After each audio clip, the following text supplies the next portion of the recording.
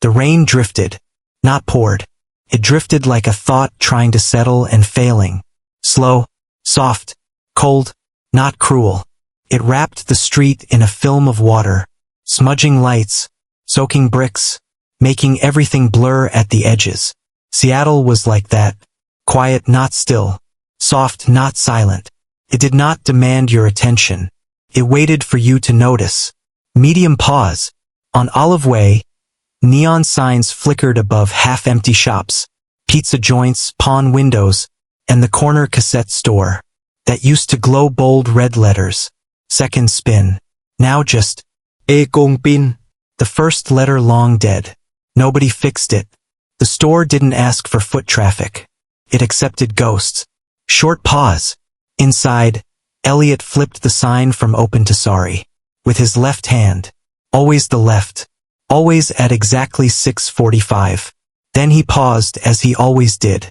Watching the reverse of the words in the glass. Catching the shape of his face.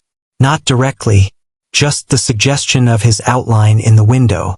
The light above casting a glow on the counter. Would worn soft by years of use. Medium pause. He liked the closing part. The moment after everyone was gone. The static had drained from the air. The music was off. The shelves were quiet. The world had permission to be empty.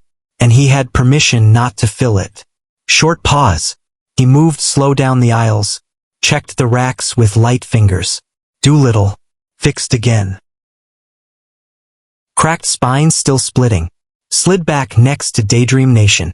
Someone had left automatic for the people out of order again. He fixed it. Without comment. Medium pause. The store was a memory made physical. Tapes were stacked tight. Neat labels. Some printed. Some hand-scratched. Faded Sharpie. Lyrics scribbled on cardboard inserts. In tiny script with hearts. With exos. With mistakes no one corrected. Elliot never corrected them. He believed in the honesty of error. Long pause. He didn't whistle. He never had. He made no noise as he walked. Each night, ritual.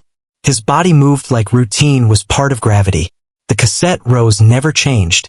So he never had to adjust. Just glide. Breathe. Listen. Short pause.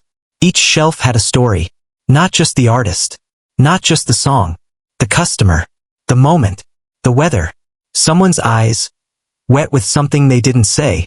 Holding a mixtape and saying, "This helped." Or, "This ruined." Or just holding it. Without words. Medium pause. He passed a stool in the back. Never used. Always leaned against a shelf like it might remember something. If given the chance. He paused. He heard it. Soft. But real. Not imagined. A sound that did not belong. A click. Metal. Brief. Gentle. Like something settling or arriving. Medium pause. He turned. Head first. Then body. The drop box was flush against the wall. Clean. Untouched for weeks. No use. No dust moved. He stepped forward slowly. No panic. Only focus. Opened the drawer. And found it. Long pause. The tape. Black. Unmarked. No sticker. No label.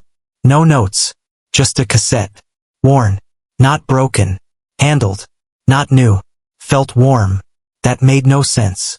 Short pause. He held it in both hands. Flipped it over twice. Eyes reading nothing. Trying to guess. By touch. By memory. By instinct. No name. No handwriting. No band. No message. Just tape inside. Window visible. Wound tight. As if prepared for him. Medium pause. He set it down next to the deck. The Technics dual well machine he trusted like an old friend. It hummed faintly even when silent. His presence calm. Comforting. He didn't play it. Not yet. Short pause. He moved again. Touching shelves as he walked. To the Cure poster that curled at the edges. Stroked a small tear in the corner. Then turned. And returned to the counter. Medium pause. Saturday. Pressed play. Long pause. A hiss. Not static. A breath. Then music. He didn't play it. Not yet. Short pause. He moved again. Touching shelves as he walked to the Cure poster. that curled at the edges, stroked a small tear in the corner, then returned to the counter. Saturday, pressed play. Long pause, a hiss, not static, a breath, then music. Short pause, a guitar, nylon strung, close-mic'd, rough, a single chord, strummed, then again, fingers brushing strings.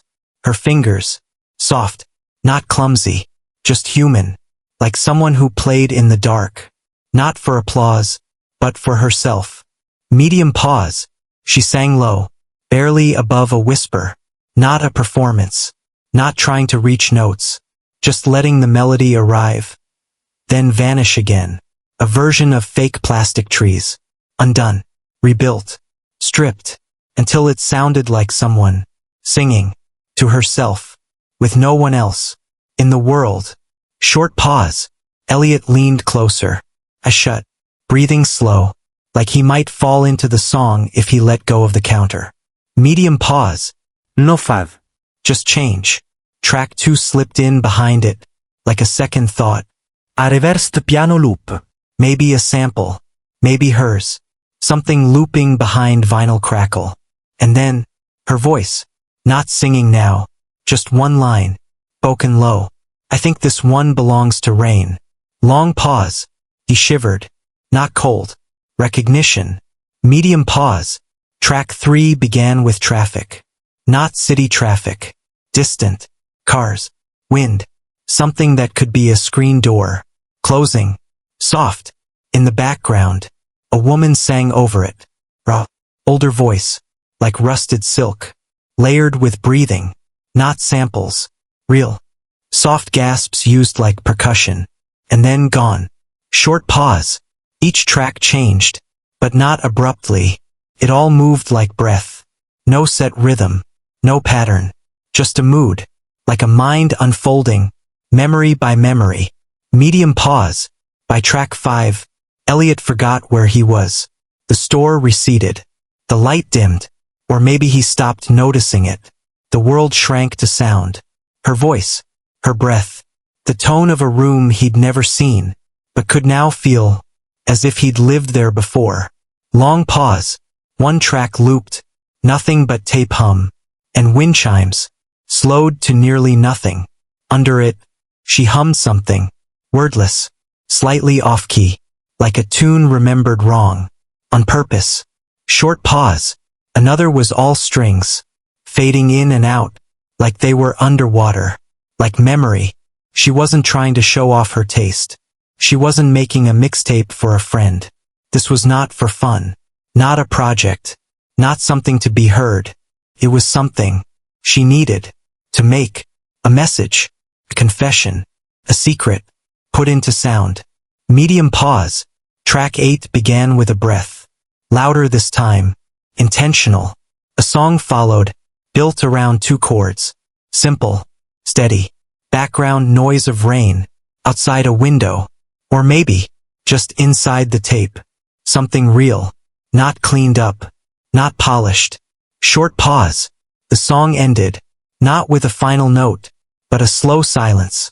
The kind that felt planned, but still, unsettling. Medium pause. Then a pause. Then, a soft click. Side A ended. Long pause. Elliot didn't move.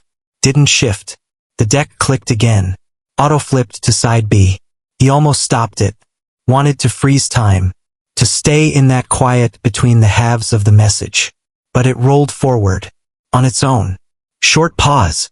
No music this time. No melody. Just a room sound. Breathing. Very long pause. Her. Again. Closer this time. Near the mic. Closer than before. As if she were turning toward him. Through the machine. Through time and space. Through layers of tape. And hiss. And hope. And she said it. This is for someone who might understand. Long pause. That was it. No name. No ask. No explanation. Just that. Then silence. Real silence. Very long pause. And Elliot felt it. Deeper than sound. Not absence. Not lack. Just something full and ending. Like a held hand. Letting go. He played it again. Not because he had missed something, but because he knew. He had not missed anything, and still felt like something was waiting. Short pause, waiting between the words, in the pause, in the silence, in the breath that came before the line. Her breath soft, unsteady, not afraid, not quite steady either, just real. The sound people make when they're alone, and thinking, and unsure if they will speak or stay silent forever. Medium pause. This is for someone who might understand. Long pause. He whispered the sentence aloud. Barely. Lips cracked. Voice unused. Like he needed to taste it. Shape it in his mouth. Like it was a spell. And he was testing if he still had the voice to speak it aloud. Short pause. He listened again. There was a noise. Under the voice. Not static. Not tape hiss. Something living. Medium pause.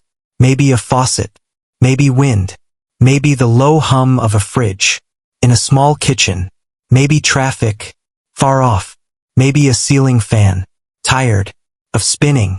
She was somewhere real. Not a studio. Not a setup. No sound profin. A room.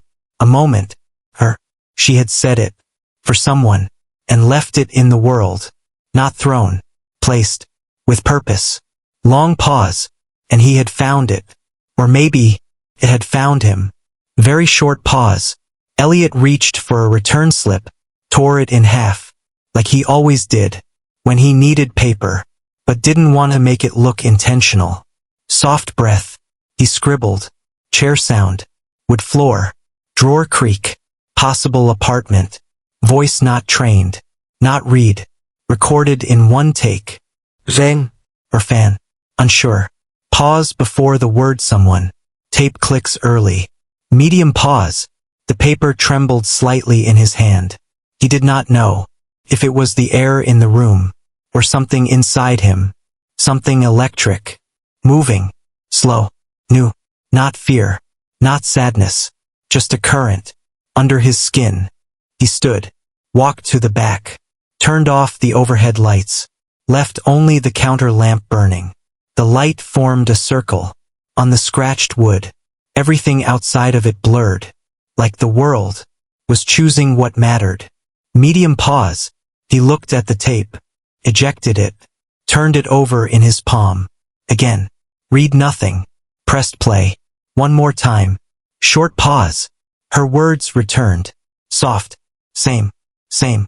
Still new. Every time. Like rain on a window. Repeating. Never the same drop. Medium pause. He imagined her now. Sitting on a floor. Knees to her chest. Tape deck in her lap. Recording late at night. Maybe hiding. Maybe hoping. Maybe trying not to exist. Until someone heard her. And made her real. Long pause. He sat again. Back to the wall. Face to the counter. Closed his eyes. Let the tape roll. Again. And again. And again. Let her voice carve a path. Into the quiet. Part of his chest. The part he thought was long closed. The part that used to believe in people. And stopped. Somewhere.